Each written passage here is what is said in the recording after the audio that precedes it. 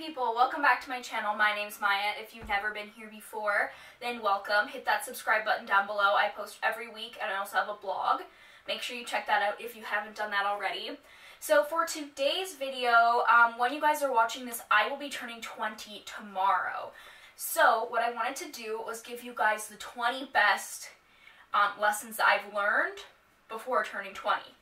So it's going to be long, so we're just going to jump into it. I just have all of what I've written down on my phone here. Okay, so the first one is strive to be a zero. Now this sounds kind of weird, but this lesson I learned from Chris Hadfield and it stuck with me forever. So basically what he says is that you have three different ways of being in a situation. So you can be a +1 where you're contributing, doing something meaningful. You can be a 0 where you're there but you're not causing any disruptions, or you can be a -1 where you're causing disruptions.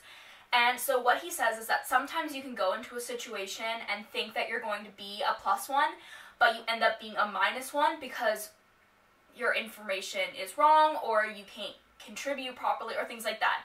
So what he says is to go into the situation being a 0, not expecting any outcomes, not expecting to shine and not expecting to be bad, and just being a 0, because that's the best, least intrusive thing that you can be. So that's always really stuck with me. And number 2 we have is there are no wrong decisions, just decisions.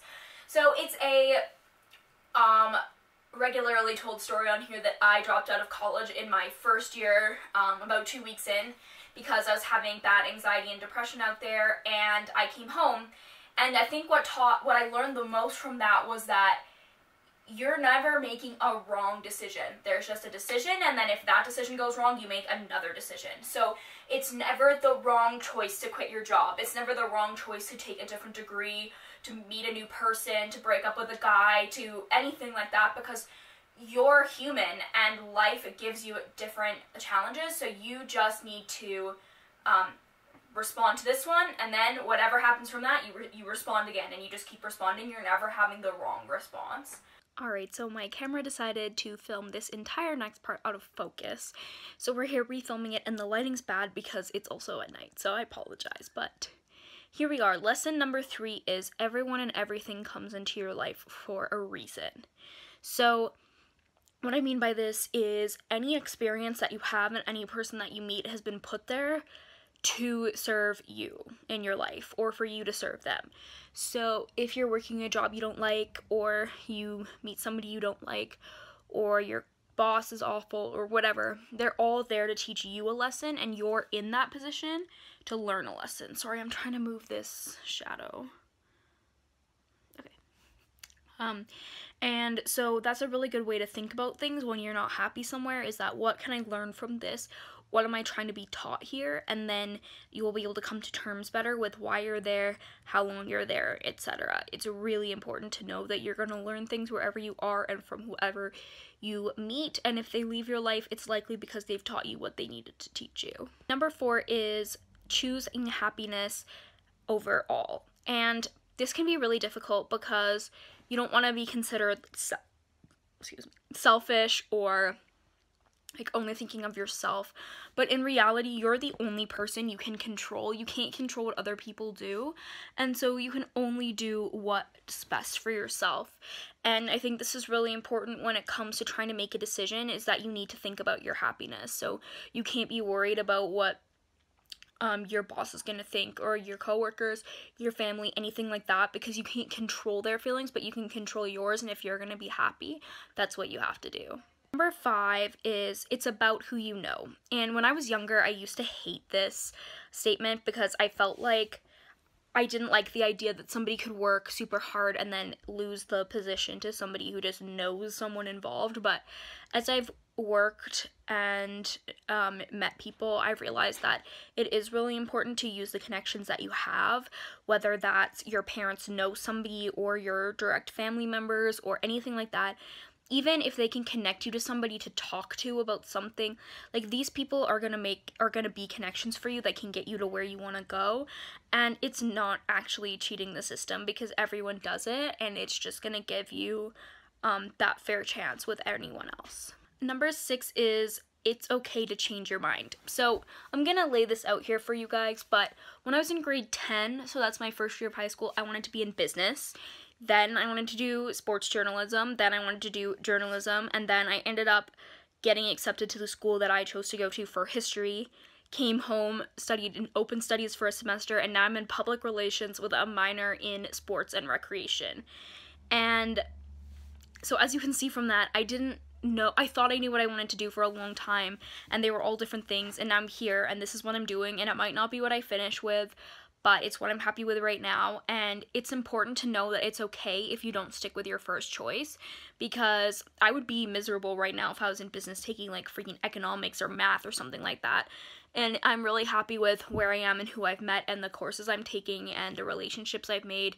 So I think it's really important to allow yourself to make that change. That's something that I've really learned. Number 7 is it's okay to reach out for help, whether that's from a professional, so a therapist, a doctor, a psychiatrist, or if it's a family member, a mentor, anything like that. I think that when I was younger, I really felt that you had to be mentally ill and showing symptoms and feeling awful to go to a therapist. And in reality, I think everyone should be going to a therapist. I think everyone should be talking to somebody about what's going on in their life, even if they're not or mentally ill or whatever. I think it's really important to have that person who's not directly related to you, who's not your friend, who anything you say isn't gonna be held against you, isn't gonna be taken the wrong way or used against you later. Like, it's just so professional, and I think if you have the money to do it, it's really important. But even if you can't get to somebody like that, or you're not struggling with that kind of thing, like, talk to your guidance counselors about your classes, talk to people in your life about their career paths, talk to those, do that kind of thing, because you can always get more information. Number 8 is never underestimate the relationships that you can have with your teachers or mentors. So I have been really lucky over my life to have strong relationships with the majority of the teachers I had through junior high and high school and now into university. You never know what these people are going to bring to you, whether it's emotional support, physical, like job references, paper support, like looking over your papers, thesis suggestions, reviews, anything like that. You never know what these people are going to bring to you, and you never know when you're going to reconnect with them. I actually had a teacher in grade 7 who I loved. I spent like every day after school in her class. Then she went to a different school in grade 8 and we lost touch, and we reconnected actually like 2 years ago at the funeral for another one of my teachers who I really loved and respected. And she was like, I'm here if you need anything, and I can help you out, and all that kind of stuff, which was so sweet just to know that those relationships carry on, and it's really important to cultivate those and grow them when you have the opportunity. Number 9 is you can make money, or you can enjoy something and it can be worthwhile to you without it making you money. So I feel like in our capitalistic Western society, it's said that something has to be like making you money for it to be worth your time, and if you're investing in it but it's not bringing you any monetary fulfillment, it's not worth your time. And I used to really think that. I used to think if I like this, I have to make money off of it or I can't put my time into it. But in reality, it's the things you don't make money off of that you're putting your time into, and it's really going to make a big difference in your life emotionally. Of course, money is important because it's how we function, but never underestimate the power of singing in a choir or just playing hockey for fun or joining a, Tai Chi class or anything. You don't have to make money off of it for it to be worth spending your time on. There's other types of fulfillment than just monetary. Number 10 is it's rarely about you, and I struggle with this one a lot. I am definitely one of those people who, when I don't get that text message back right away, I'm like, what did I do wrong? Who did I piss off this time? How did I make them mad at me? Like, why aren't they responding? Why do they hate me?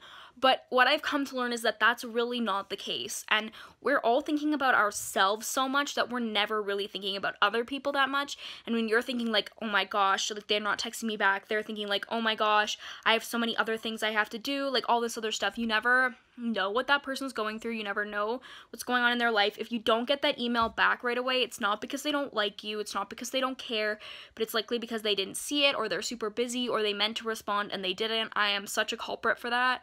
So just keep in mind that other people are doing their own thing and it's rarely about you, and I will try to remember that going forward. 11 is saying no is important.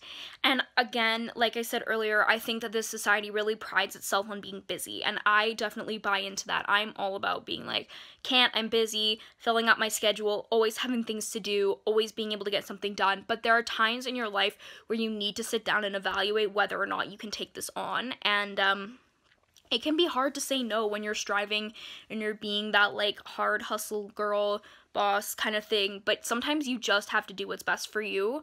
I had to turn down a volunteer opportunity that I really like, that I'd really like for this summer, because I need to be making money. That's just what my summer is going to be like, because I don't want to have to work for a semester of next year, and I want to be able to get that volunteering done, but I just can't do it this summer. And even though I'd really like to do it for my career, I can't. But I'm a firm believer in the fact that there's always something else coming down the pipes for you. One door closes, another door opens, you know the saying. So, sometimes you just have to say no and make choices for your sleep schedule and your health and your mental health over your career or over helping somebody else out. It's about your happiness. Number 12 is never underestimate the power of coffee with a friend. I'm a firm believer in, whenever I'm stuck on something, going out for coffee with somebody and talking it out. And I think that what I've learned, especially in the last year, is that it's okay to go out for coffee with people when you don't really know them, you don't know what their deal is. I met my friend Emmy because we decided to go out for coffee, never having really talked before. We did meet at a party when she was quite drunk and none of us really remember, but now we're like best friends, and I really value her in my life, and we would never have met if we hadn't done that. But I know that when I'm confused about something, I just need to go out and hear somebody else's opinion on it, and I'll feel a lot better. So definitely book that friend coffee date and get out there and get chatting. Number 13 is credit cards suck. This is pretty self-explanatory. I thought it was a good idea. Now I have a lot of money on there that I have to pay off, and just don't use a credit card. Use a debit card or cash.